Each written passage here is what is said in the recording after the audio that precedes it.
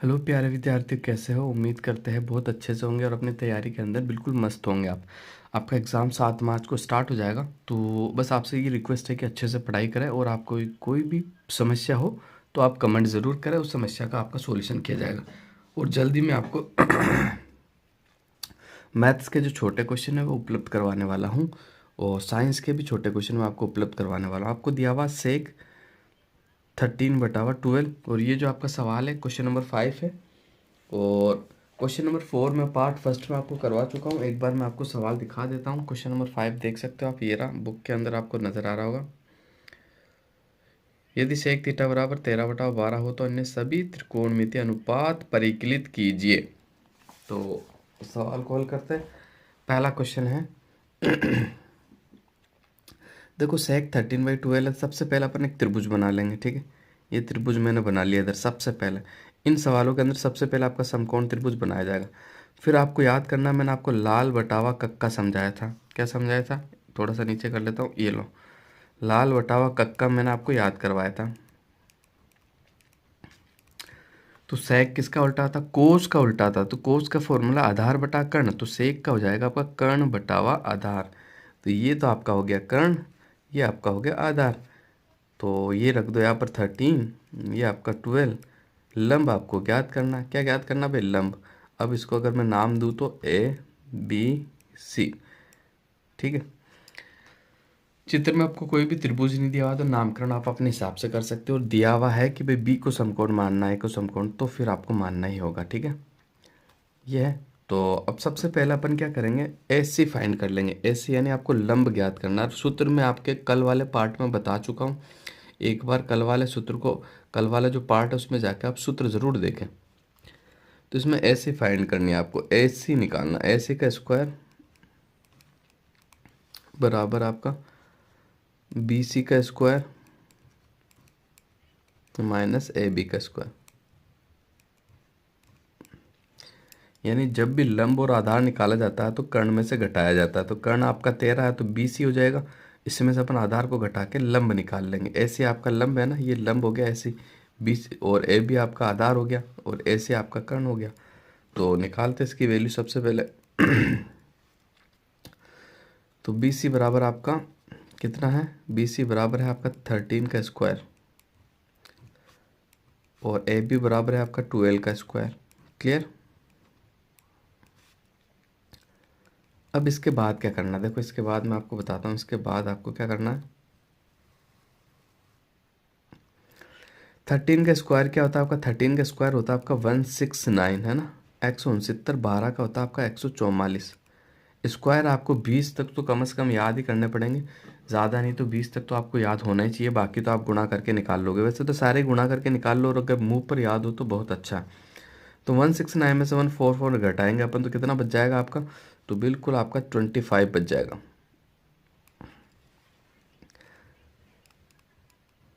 कितना बच गया आपका? 25 बच गया। तो 25 का देखो इधर मैं वर्गमूल निकाल लेता हूँ। वर्गमूल निकालते हैं ना तो आपको अभाज्य गुणनखंड विधि से निकालना पड़ेगा। 5 का भाग लगाए, 2 का तो इसमें जा ही नहीं रहा। 5 का मैंने दिया तो 5, फिर 5 का मैंने दिया तो आपका 1 हो जाएगा यानी। और वर्गमूल में जो आपका है पेयर बनाए जाते हैं, तो दो एक पेयर बना लिया, इसमें से एक 5 ही आपका आंसर होता। तो AC बराबर आपका वर्गमूल निकालेंगे, दोनों तरफ अंडर रूट लगा देंगे। इधर भी अंडर रूट और इधर भी अंडर रूट लगेगा, तो स्क्वायर से ये वाला अंडर रूट कट जाएगा और इसका आपका वर्गमूल निकाल लिया तो अंडर रूट हट जाएगा। AC बराबर आपके पास क्या आ गया? 5। ये लो, ये हो गया 5। अब आपको बाकी सारे मान निकालने हैं भाई, ठीक है। बाकी सारे मान आपको निकालने हैं। तो देखो सबसे पहले अपन निकाल लेते हैं कौन सा मान, तो सबसे पहले साइन का मान निकाल लेते हैं।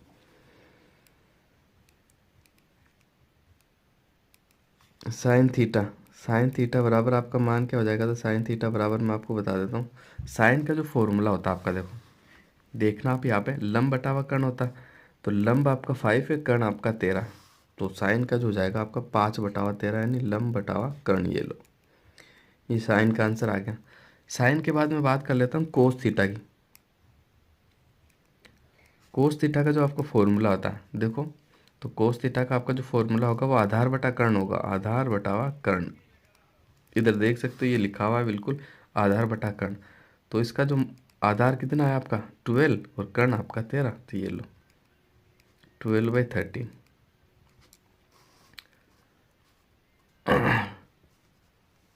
इसके बाद देखो अगले मान निकाल लेते अपन अच्छे से।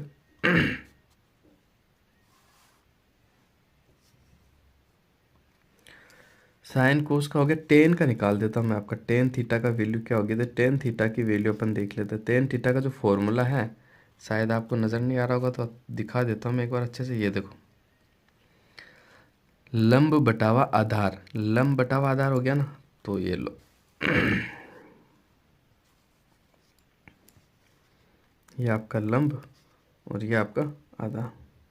क्लियर। तो लंब इसमें आपका कितना है 5 और आधार आपका कितना है 12, तो ये हो गया 5/12।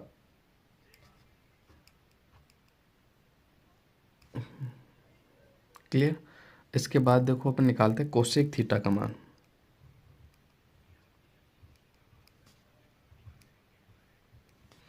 कोसेक थीटा का जो मान है आपका क्या होता है, तो कोसेक थीटा के मान की मैं बात करूँ तो कोसेक थीटा का आपका फॉर्मूला था साइन का उल्टा, यानी कर्ण बटा लंब होता है। क्या होता है, कर्ण बटावा लंब। ये लो लिख देता हूँ मैं आपका, कर्ण बटावा लंब। कर्ण की वैल्यू आपकी क्या है 13 और लंब की वैल्यू आपकी क्या 5। ये लो 5, ये कोसेक का भी निकल गया। अब किसका बचा आपका एक कोट का बच गया, कोट का निकाल लेते हैं फाइनली।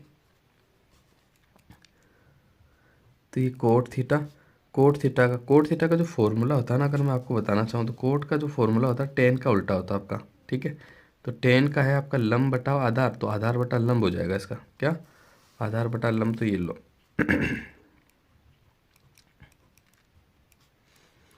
तो आधार तो था अपना 12 और ठीक है, लंब आपका था 5। तो ये बाकी जो त्रिकोणमितीय अनुपात है इन सब का मान निकल चुका है और यही आपका आंसर है। सवाल यही पूछा था, सेक के आपको वैल्यू दे रखी थी, बाकी का निकालना था, तो बाकी का अपन ने निकाल लिया। इस सवाल में आपको फिर भी कोई डाउट हो तो कमेंट ज़रूर करना। बहुत महत्वपूर्ण सवाल है, एग्ज़ाम ओरिएंटेड है, इम्पोर्टेंट है, बन सकता है। पूरा सवाल एक बार अच्छे से देख ले आप। ये यहाँ से स्टार्ट है आपका सवाल, फिर इसको क्लियर करेंगे तो अपन देखो यहाँ तक है, यहाँ तक आपका कंप्लीट सवाल है। अब अपना अगला सवाल देख लेते हैं। अगला सवाल मैं उतार लेता हूँ आपकी कॉपी में। क्या है, यदि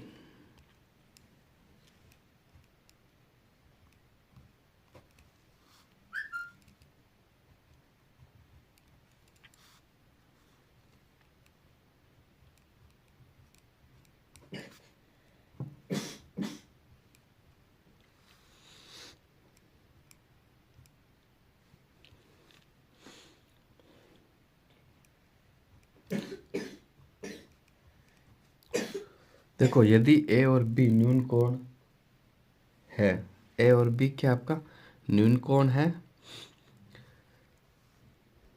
जिसके बाद इसने कहा है कि जहाँ जहाँ जहाँ आपका कोस ए बराबर है कोस बी के, कोस ए बराबर है कोस बी के, तो आपको सिद्ध करना है कि एंगल ए बराबर है एंगल बी के, ये आपको निकालना है। क्लियर। ये सवाल आपको अच्छे से दिख रहा होगा, ये आपका सवाल है, इसको अपन हल करने वाले हैं अच्छे से। एक बार मैं आपको बुक में भी दिखाना चाहूँगा, एक बार आप चाहो तो बुक में भी देख सकते हो अच्छे से।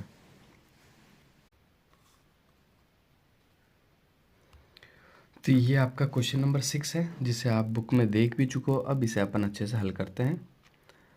तो सबसे पहले इसमें आपको चित्र बनाना पड़ेगा, तो चित्र मैं आपका बना देता हूँ। इधर साइड के अंदर आप देख सकते हो, इसका जो डायग्राम बनेगा ना वो इस तरह का बनेगा। कुछ दो समकोण बनेंगे, उन दोनों के बीच में लंब होगा आपका। ठीक है, इस तरह का बनेगा। तो ये आ जाएगा आपका ए, ये हो जाएगा आपका बी, ये हो जाएगा आपका सी और ये हो जाएगा आपका एम। क्लियर। अब इसमें क्या है देखो, मैं आपको बता देता हूँ। तो सबसे पहले तो इसमें आपका जो कोण ए और कोण बी न्यून कोण है, कोण ए और वह कोण बी,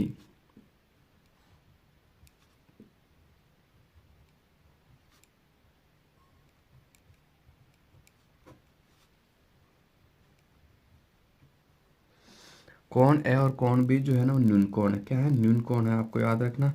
क्लियर? न्यून कोण यानी क्या होता है? तो जो जिस कोण का मान 90 से कम होता है ना वो आपका न्यून कोण होता है। अब इसमें देखो मैं आपको बता देता हूँ। तो सी एम जो है ना आपका लंब है ए बी पर। कैसे? ये देखो लंब यानी ये सीधा बन रहा है ना, ये ए बी लाइन पर ये सीधी रेखा आ रही है, ये लंब हो गया आपका। सी एम किस पे लंब है? ए बी पे। क्लियर? तो अब आगे बढ़ जाते हैं। तो अब लेते हैं अपन समीकरण त्रिभुज समकोण जो है आपका ए एम सी ले रहा हूँ मैं, ए एम सी। ठीक है, ए एम सी के अंदर अपन देखते हैं। सबसे पहले ए एम सी ये वाला त्रिभुज लिया मैंने, तो आपका हो जाएगा इसके अंदर क्या? ए एम बटावा ए सी कोस ए। क्लियर? यहाँ तक आपको कोई दिक्कत नहीं होनी चाहिए। इसे मैं समीकरण नंबर 1 मान लेता हूँ, जो कि आगे आपको ज़रूरत पड़ने वाली है। इसके बाद इसको आगे हल करते हैं अपन। तो देखो फिर समकोण बी एम सी लेते हैं अपन। कौन सा? बी एम सी।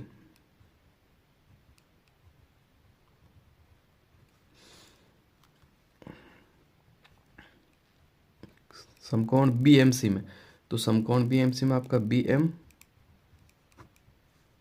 बटावा बी सी बराबर आपका हो जाएगा कोस बी। क्या हो जाएगा? Cos B. इसको इक्वेशन नंबर 2 दे दो आप। क्लियर? अब यहाँ से देखो आपको जो दिया हुआ है, तो आपको क्या दिया हुआ है कि कोस ए और कोस बी जो है ना वो बराबर है। कोस ए बराबर कोस बी। क्लियर? यानी कोस ए कोस बी दोनों ही बराबर है।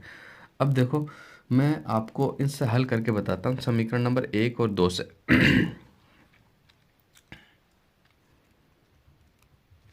ए एम बराबर ए सी, ठीक है, बराबर बी एम बराबर बी सी। यानी जो आपकी समीकरण नंबर 1 है वो समीकरण नंबर 2 सवाल में दिया हुआ है। ठीक है, तो इसी तरह से अपन बात करें तो देखो एक आपका रूल होता है आपका, जो मैं आपको बता देता हूँ, वो होता है आपका एस एस एस समरूपता वाला, जिसमें साइड अगर बराबर होती है तो एंगल्स भी आपके बराबर होते हैं। तो ए एम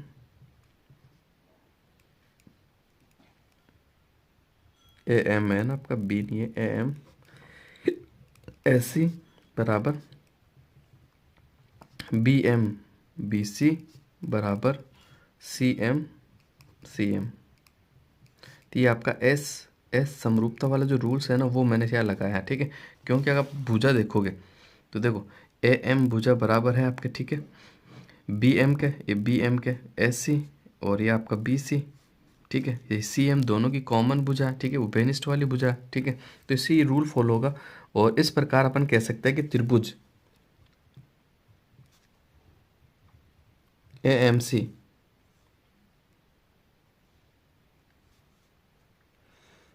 समरूप है त्रिभुज बी एम सी। तो त्रिभुज ए बराबर त्रिभुज बी। क्लियर? यहाँ तक आपको कोई भी डाउट नहीं होना चाहिए। ठीक है, तो इस तरह से अपन कह सकते हैं कि आपका कोस ए और एंगल ए बराबर है एंगल बी के। तो यही आपको सिद्ध करना था। यहाँ तक आपको कोई भी समस्या नहीं होनी चाहिए। बहुत आसान सवाल था, वैसे ज़्यादा हार्ड नहीं है। अब बढ़ते हैं अगले सवाल की ओर। क्वेश्चन नंबर 7 देख लेते हैं अपन।